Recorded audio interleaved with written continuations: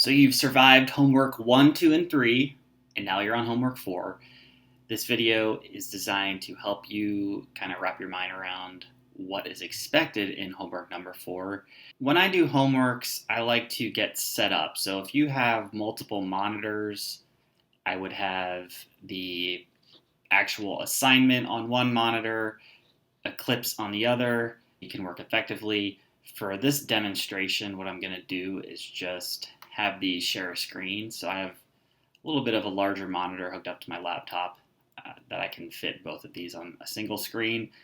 And I'll try to step you through this homework. So when I'm looking at the homework, there is a lot of text and it's kind of overwhelming, to be honest. There's 3 pages and my attention span is so short that after I read this line, I'm already distracted. What I like to do personally, and this is just a recommendation, is I like to get rid of a lot of the noise. I like to start dividing up the homework and scaling it down. All right, so where do I start? How do I start narrowing this down? Well, I know I'm going to create a class, and I know I'm going to do it in Eclipse. This UML thing, that's new. I might have to research what UML is. Yeah, I already know all this stuff, so let me get rid of it. So there we go. Yeah, I'll probably keep this. 2 files, house.java and houserunner.java. So what I did was I went onto Moodle already, and on the chapter 4, I have source code files that are named house.java and houserunner.java because I'm very hospitable and I care about my students. Yeah, so I put that stuff up there. It already has the program header that you're supposed to use. It's got some of the stuff already written in it. And then this one I like in particular because, okay, so this has the same program header, but this down here is pretty nice because it kind of tells you what is needed and where they go and the ordering. So this is kind of nice. Okay, so I know this project has 2 Java files, right? So let me get rid of this noise. I don't need that anymore. And it looks like I've got house.java, and it goes through some house.java stuff. And then I've got, oh, this is where the houserunner.java is. So you know what? I'm just to make it easier on myself, I'm just going to insert a page break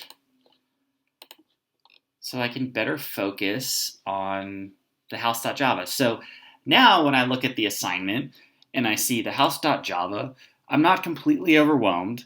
I know I'm just focusing on this for now, and it's all kind of nice and concise for me. If you're able to do the assignment without doing this, that is totally okay, but I like to kind of break it down and make it more understandable for me personally. In the body of the class house, do the following. 2 private data members. Number 1, define 2 private data members. I know you know how to do this. So let me do some magic here. Okay, I've got my 2 private data members. So I'm actually going to delete that. So now define 2 public constructors, default constructor with no parameters, and also a constructor with 2 formal parameters to initialize the 2 private data members of this class. Well, that sounds pretty complicated. But in the last video, for one of our homeworks, I showed you the shortcut way in Eclipse on how to accomplish things like this. So I can either go up to the toolbar, which you can't see on my computer, or I right-click, go to Source, and I've got some options here. I've got Generate Constructor using Fields, Generate Constructors from Superclass. Let's take a look at using fields. I'm going to click on this. Now it looks like price and square foot are already selected. The insertion point will go after square foot. Okay. Access modifier public. Yes, we will omit the call. So let's go ahead and generate this. Check it out. So you see where it inserted the constructor. So what I'll go ahead and do cut that and paste that up here so it makes sense. Now I'm also missing a default constructor. So the default constructor would go before this, but I will let you do that portion. But you see how easy it is. Eclipse makes it pretty easy once you have these defined up here, these private data members. Now it's wanting public getters and setters. I showed you how to do that in the last video. I'm not even going to go through that this time, but it's very, very similar to what I did for this. So you guys figured that one out. So that's pretty easy. Now we get into maybe some stuff we haven't seen before. We're getting into the land of effectors, which basically anything that's not a constructor, a getter, or a setter is an effector. And how I remember it is it's having an effect on the data. So for this one, it's doing a calculation of the price per square foot. For this one, it's doing property tax calculation. So I'm not going to go through the property tax calculation. You will have to figure that one out. But let's take a look at the price per square foot and see if we can break this down a little bit. So one of the things I hone in on is this word public. So that's important. So I know it's going to be public. I know the name of the method. I know, and what I'm going to do is kind of break it out this way. The method returns, so there's a return type, and it looks like it returns this average price per square foot. It shows you how to calculate it. So you take the total price divided by the total square feet. It gives you the return type. It says the return type of this is double. So that is the return type. And then it also says this does not need any formal parameters. So you have to know what formal parameters are. But in the previous question for the constructor, they did talk about formal parameters. Hint, hint. The reason we don't need formal parameters is because we're not setting anything. We're not affecting the actual object. What we're doing is we're using the data contained in the object to perform a calculation.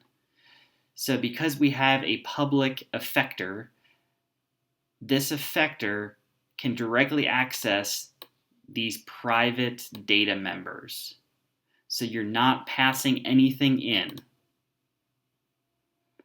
So let's take a look. What would our signature look like, our method signature? So I've bolded a lot of stuff up here. I've said, okay, this is going to be public. It's going to return a double. So there's going to be a return type. So I'm going to say public double. And then it also gives me the name of the method. So let me go ahead and just copy this. And the last thing is it does not need any formal parameters. So what does a method with no formal parameters look like? Looks something like that. Uh-oh, I've got a scary error message here, and I've got this giant red underline, and it's saying this method must return a result of type double. I'm concerned about this, but then I remember, oh, that's right, I haven't done anything in here. So it's just letting you know, kind of prematurely actually, that hey, you need to return a double. So at some point in here, there's going to be a return of a double type variable. So that's all that's alerting you to. All right, so that is house.java. So now let's go to houserunner.java. This one's got a lot of text, so maybe I can cut this down to size too. Let's read this. Oh, okay, so it's telling me to use the thing on Moodle. It's got a method named main, so okay, I'm pretty comfortable with that, so I'm going to get rid of that. I'm also going to get rid of this. It says create two house objects using the constructor with two parameters. So I'm probably going to bold that. And it says use this data. So these are the actual numbers I'm going to use. So I'm going to bold that too. Okay, that's a lot of supplementary information. I'm not sure that I necessarily need it. So let me just go ahead. I'm just going to get rid of it. All right. So now I've got constructor with 2 parameters. This is what I'm sending into those 2 constructors. So these are the parameters. And then the next thing I'm going to do is prompt the user to input a tax percentage. And it looks like if a user inputs 1.25, it means 1.25%. So that's actually important because I know for a percentage, I'm going to have to move the decimal spot. So I'm going to keep that in here. This one here, yeah, that's self-explanatory. I know I'm going to use it. So what I'll do is I'll get rid of that. Input a tax percentage, I'll bold. All right, so I got to do that. For number 3, for each house object, there's going to be 2 of them. I'm going to invoke 2 methods, and these look really familiar because they're the effectors from house.java. I only declared one over here. You got to do the other one. Store the results in 2 local variables respectively. Calc property tax, need to plug in the tax percentage. Of course, in summary, you have 6 variables. I'm just going to get rid of that. I think I understand without all that noise. And now I've got a lot of noise. For each house object, output its total square feet, total price, average price per square feet, and the property tax. Wow, it's a lot of stuff. So here's what I'm going to do. I'm going to say for each house object, output square feet, total price, average price per square feet, and the property tax. And then I'll just indent so I can kind of see it better. So now I kind of have a better visual of what I need to do. This is the output I'm expecting. Okay, the next item wants me to have the output not to exceed 80 columns. So I'm not a big stickler on this. I think going to 120, you can think of columns as character length. 120 is a good length. I'm not too concerned about it, but this is kind of a throwback with 80 columns and being able to read something on a very small terminal. But let's say you did want to see where 80 columns was. How do you do that? Well, with the console, you kind of, there's a few ways, but let me show you something cool in Eclipse that you can do. So if I right click in here, and I go down to Preferences, I'm going to move the preferences over here. I'm going to go up to this General, and I'm going to expand it out. I'm going to go into Editors and Text Editors. You notice in Text Editors, I have something called Show Print Margin. I'm going to select this and watch what happens over here on my code. I'm going to click Apply. So it puts in those print columns. Now, I think 80 is way too narrow for your actual coding. I tend to stay within 100 to 120 or so. But I just wanted to show you this feature because it's kind of cool. So I'm going to go, you know what, I'll just leave it in there for now. So I'll apply and close. But I'm going to have to format the output. Like I said, I don't care too much about this, so don't get hung up on that. But what I do care about is 1 digit after the decimal point. So that's definitely something I need to figure out. And the other 3 output items with 2 digits after the decimal point. So I'm going to have some mixing and matching here. So one of the figures is going to have 1 decimal point, the other going to have 2. It gives me an assumption. It's saying, okay, it's less than 10,000 square foot house is pretty large, and that's pretty expensive. So you know what? I don't care too much about that. That's noise to me. Hint, if by hint you mean the answer to formatting, then yes, I would agree this is a hint. So you might want to take a look at this. The printf method, so I've got this link on Moodle as well. This is a good cheat sheet, good for reference. So if you ever get stuck and you're like, I just forget how to format this stuff, go here. I mean, it's not something you commit to memory. It's something you'll look up and use. So that's there for your use as well. All right, so I'm all set up, ready to go. What I'm going to do, since I know this is going to be used in my program, I'm just going to put it over here for reference, just so I can see it and I don't forget.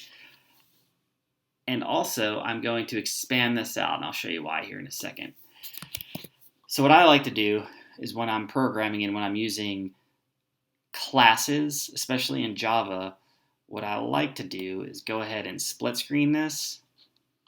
So you see when I move this around, like little lines show up.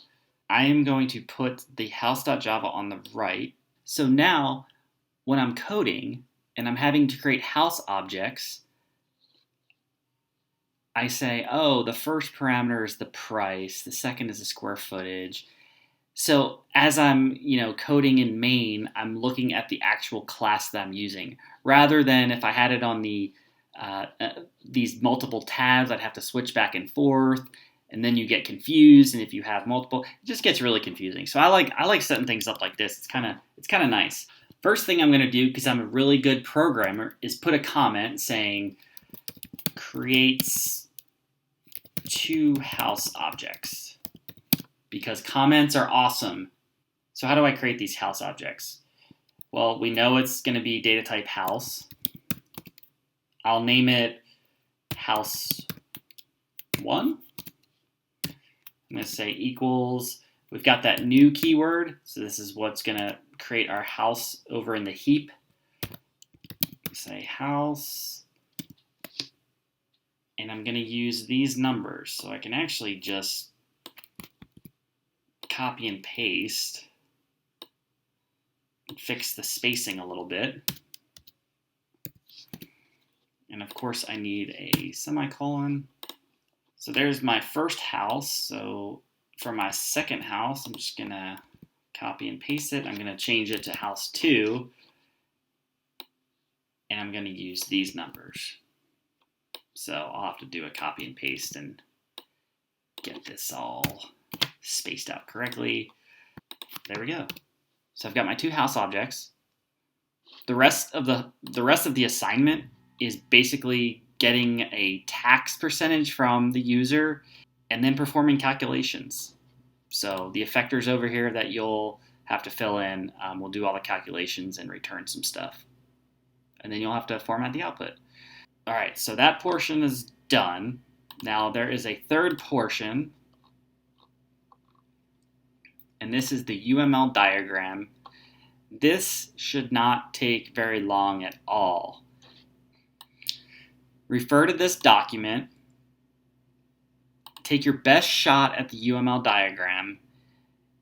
Even if it's not correct, you will get full credit if you turn in a UML diagram. I am not looking for the exact correct answer. What I want you to do is use the software, create the UML diagram, take your best shot at it, export it to a JPEG file, and then submit it. So again, if you submit something that looks like a UML diagram, you'll get full credit. But challenge yourself. Try to get this thing as accurate as you can. And then what I'll do is, after the homework is completed, I'll post my solution for the UML diagram. Overall, this homework is the most involved we've had so far, but it's also where I think you're going to learn the most as well. You're going to be creating a class, you're going to be using that class, then you're going to be modeling it. It's pretty cool. We're starting to put all the concepts we're learning together and make some, fairly robust programs.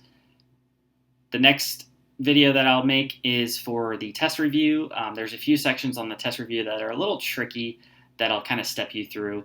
Please do that. Please, please, please do that. It's going to help you immensely for the test. There's also a bonus homework on the Chapter 4. It's very easy. If you can do this homework that we just went through, that will be a breeze. And that is also excellent, I repeat, excellent review for the test. All right, until next time.